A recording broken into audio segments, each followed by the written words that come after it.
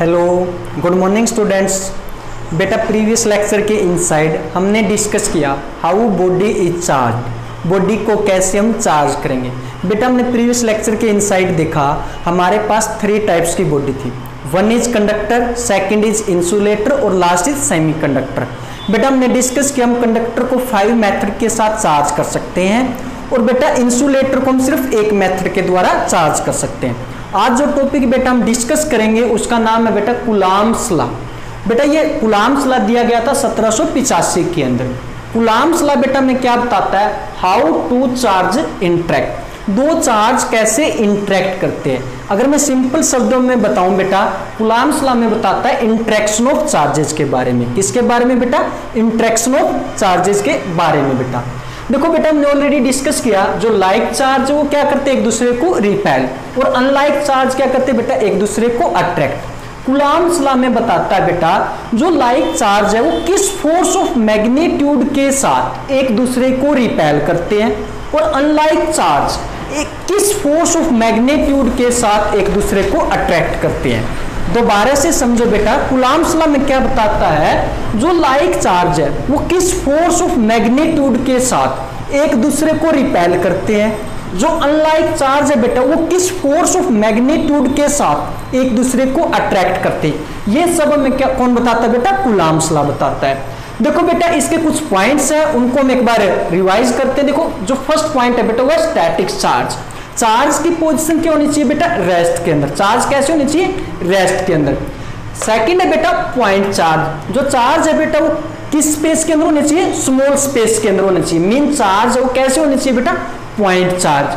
Point charge का मतलब क्या है बेटा? Charge in small space. Point charge का मतलब क्या है बेटा? Charge in small space. Point charge को समझते हैं बेटा। सपोज करो हमारे पास 2 मेटालिक बॉल है बेटा, ए और बी। ए और बी के ऊपर जो पॉजिटिव चार्ज रैंडमली डिस्ट्रीब्यूट कर दिया बेटा हमने, या हम कह सकते हैं बेटा हमने जनरली डिस्ट्रीब्यूट कर दिया। और एक हमारे पास 2 नेक्स्ट बॉल है बेटा, वो है 0.mm साइज की बॉल है, जिसके ऊपर भी पॉइंट चार्ज है बेटा, उसके ऊपर भी क्या है? पॉइंट चार्ज है। अब मैं आपको बोलूं बेटा यहां से 3 बॉडी में से कौन सी बॉडी को मैं पॉइंट चार्ज के रूप में कंसीडर करूंगा? मैं 1 mm की जो बॉल है बेटा उसको पॉइंट चार्ज के रूप में कंसीडर करूंगा। दोबारा से समझो बेटा, पॉइंट चार्ज का मतलब क्या है? Charge in small space. Small space के अंदर चार्ज। हमारे पास 2 मेटालिक बॉल है बेटा, दोनों मेटालिक बॉल के ऊपर हमने क्या वो चार्ज को यूनिफॉर्मली डिस्ट्रीब्यूट किया। सॉरी मैं पीछे रैंडमली बोल गया बेटा। क्या वो चार्ज को हमने क्या किया? यूनिफॉर्मली डिस्ट्रीब्यूट किया बेटा बॉल ए और बॉल बी के ऊपर। जो हमारे पास थर्ड बॉल है बेटा उसका साइज है 1 mm, उसके ऊपर भी हमारे पास क्या चार्ज है। अगर आपसे बोला जाए तीनों बॉलों में से आप किसको कंसीडर करेंगे पॉइंट चार्ज के रूप में? हम पॉइंट चार्ज के रूप में बेटा 1 mm की बॉल को कंसीडर करेंगे। पॉइंट चार्ज का मतलब क्या बेटा? Charge in small space. हाँ, हम दोनों मेटालिक बॉल को भी पॉइंट चार्ज के रूप में कंसीडर कर सकते हैं अगर दोनों की सेपरेशन को क्या कर दे, काफी ज्यादा इंक्रीज कर दें, और ये हमें किस शेप की दिखाई दे? पॉइंट शेप की दिखाई दे। अगर हम इनकी सेपरेशन को क्या करते हैं बेटा? इंक्रीज करते हैं, तो हमें साइज में कैसे दिखाई देंगे? ये स्मॉल साइज में दिखाई देंगे।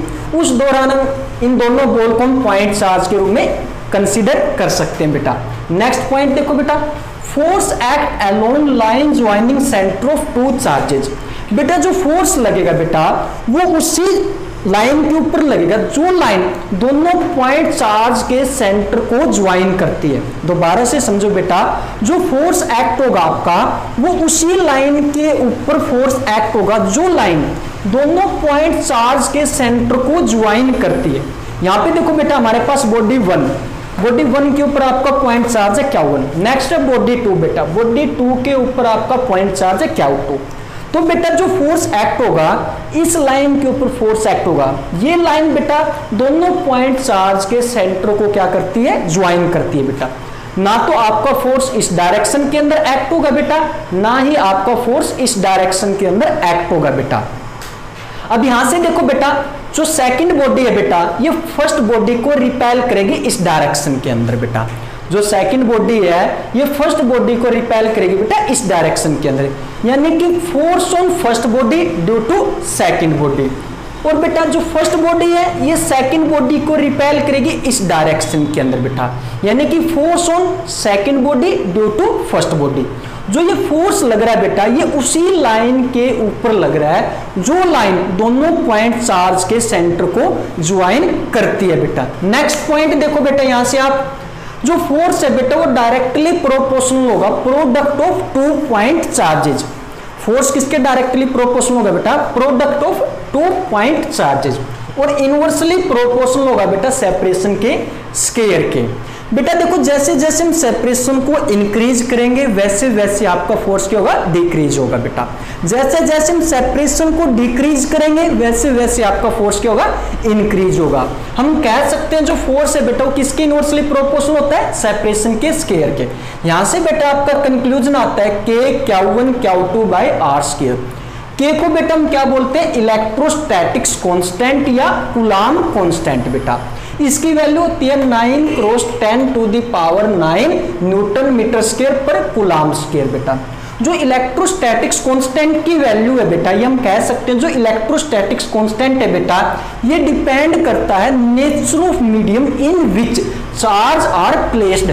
चार्ज बेटा हमने किस मीडियम के अंदर प्लेस्ड किए, किस मीडियम के अंदर हमने रखे बेटा। चार्ज के जो नेचर है बेटा मीडियम का, जिस मीडियम के अंदर हमने चार्ज को रखा बेटा उसके ऊपर डिपेंड करता है आपका इलेक्ट्रोस्टैटिक्स कांस्टेंट बेटा। सेकंड क्या है इसका point? The system of units used.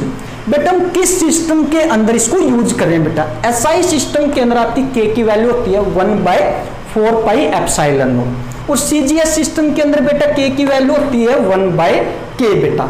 इसी तरीके से बेटा आपका जो फोर्स है वो भी डिपेंड होता है बेटा नेचर ऑफ मीडियम पे, यानी जो फोर्स है बेटा वो नेचर ऑफ मीडियम पे डिपेंड करता है। एयर और वैक्यूम के अंदर फोर्स की अलग वैल्यू होगी और बेटा वाटर के अंदर फोर्स की अलग वैल्यू होगी और ऑयल के अंदर आपके फोर्स की अलग वैल्यू होगी बेटा। एक बार दोबारा से देखो बेटा, जो टॉपिक आज हम डिस्कस कर रहे हैं वो बेटा कूलाम्स लॉ। कूलाम्स लॉ बेटा दिया गया था 1785 के अंदर बेटा। कूलाम्स लॉ में क्या बताता है? How to charge interact. दो चार्ज बेटा कैसे इंटरेक्ट करेंगे, यानी कि इंटरेक्शन ऑफ चार्जेज, यानी कि चार्जेज के बीच की जो इंटरेक्शन है बेटा रिपल्सिव नेचर की या अट्रैक्टिव नेचर की, उसके बारे में। यानी कि बेटा जो कूलाम्स लॉ में बताता है लाइक चार्ज किस फोर्स ऑफ मैग्नीट्यूड के साथ बेटा एक दूसरे को रिपेल करेंगे, अनलाइक चार्ज किस फोर्स ऑफ मैग्नीट्यूड के साथ एक दूसरे को अट्रैक्ट करेंगे। ये सब बेटा हमें पता चलता है कूलाम्स लॉ से। इसके कुछ पॉइंट बेटा हमने रिवाइज किए। जो फर्स्ट पॉइंट था बेटा चार्ज कैसे होने चाहिए? स्टैटिक्स, मीन जो चार्ज है बेटा वो रेस्ट की पोजीशन के अंदर होने चाहिए। नेक्स्ट क्या था बेटा? चार्ज कैसे होने चाहिए? Point charge. पॉइंट चार्ज का मतलब क्या था बेटा? चार्ज इन स्मॉल स्पेस बेटा। नेक्स्ट हमने डिस्कस किया बेटा force act along line joining centre of two charges. Force उसी लाइन के ऊपर एक्ट होगा बेटा जो लाइन दोनों पॉइंट चार्ज के सेंटर को ज्वाइन करेंगे। देखो बेटा हमारे पास 2 पॉइंट चार्ज है, इन दोनों पॉइंट चार्ज के सेंटर को ये लाइन ज्वाइन कर रही है, तो फोर्स बेटा जो एक्ट होगा सिर्फ इसी लाइन के ऊपर एक्ट होगा बेटा।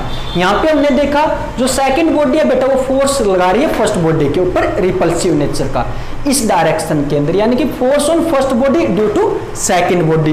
तो बेटा सेम फर्स्ट बॉडी भी बेटा रिपेल करती है सेकंड बॉडी को इसी लाइन के ऊपर, force on second body due to first body बेटा। जो नेक्स्ट पॉइंट हमने डिस्कस किया वो ये था जो फोर्स है बेटा वो डायरेक्टली प्रोपोर्शनल होता है प्रोडक्ट ऑफ 2 पॉइंट चार्जेस के और इनवर्सली प्रोपोर्शनल होता है बेटा सेपरेशन के स्क्वायर के।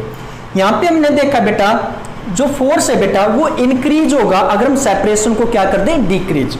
अगर हम सेपरेशन को इंक्रीज करते हैं तो आपका फोर्स क्या होता है बेटा? डिक्रीज। यहां से हमारा कंक्लूजन निकला बेटा K Q1 Q2 by R square. K को हम क्या बोलते हैं बेटा? कूलाम कांस्टेंट या इलेक्ट्रोस्टैटिक्स कांस्टेंट बेटा। K की वैल्यू होती है 9 × 10⁹ न्यूटन मीटर स्क्वायर पर कूलाम स्क्वायर।